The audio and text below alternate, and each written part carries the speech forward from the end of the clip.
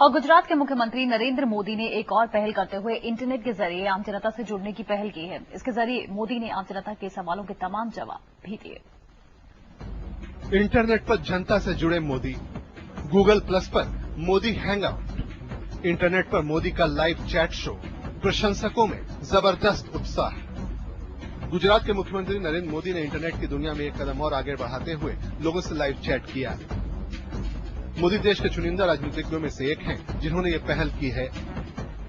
मोदी के micro blogging site Twitter पर 9 लाख के आसपास फॉलोअर हैं। मोदी ने गूगल प्लस हैंगआउट पर बॉलीवुड अभिनेता अजय देवगन के साथ एक सत्र की मेजबानी की।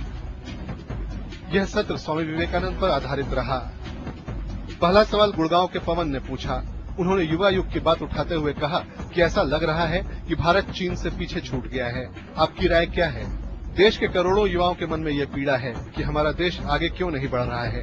मैं समझता हूं कि ये दल अपने आप में बड़ी शक्ति है।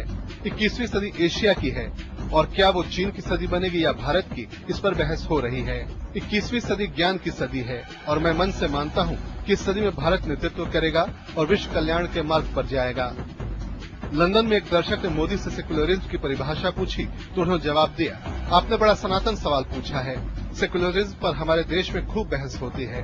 डिक्शनरी में सेक्युलरिज्म की जो परिभाषा है वो हिंदुस्तान में कहीं नहीं है।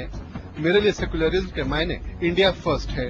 भारत सबसे पहले जिसके मन में है वो सबसे बड़ा सेक्युलर है। वोट बैंक की राजनीति ने हमारे सेक्युलरिज्म को बहुत खोखला कर दिया है। जिस दिन वोट बैंक की राजनीति खत्म हो जाएगी उस दिन विश्व भारत के सेक्युलरिज्म को सलाम करेगा। बेंगलोर से एक दर्शक ने सवाल किया कि युवा राजनीति में नहीं आना चाह रहा है। अगर वो आना भी चाहता है तो परिवार नहीं आने देता। इस पर आपकी क्या राय है? देखिए, राजनीति अपने आप में खराब नहीं है। यदि देखा जाए तो भगवान कृष्ण जो कहते थे वो सब राजनीति ही थी। भगवान राम जो करते थे वो भी राजनीति ही थी।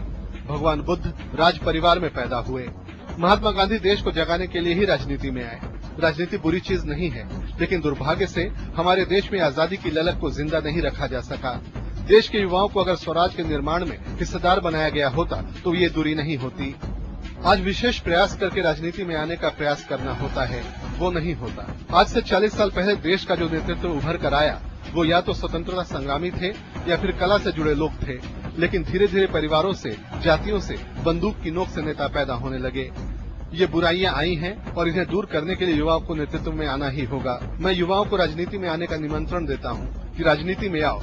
अनुभव से कहता हूं कि कुछ बनने के सपने देखने के लिए राजनीति में नहीं आना चाहिए, बल्कि कुछ करने के मकसद से राजनीति में आना चाहिए। आप कुछ करने के उद्देश्य से आएंगे तो कुछ बन भी जाएंगे। राजनीति मक्खन पर लकीर करने वाला खेल नहीं है, ये पत्थर पर लकीर करने वाला खेल है और पत्थर पर लकीर देश के युवा खींचेंगे। मोदी के इस इंटरनेट चैट शो को लेकर उनके प्रशंसकों में जबरदस्त उत्साह था। इसके लिए फेसबुक, ट्विटर पर धूम मची रही।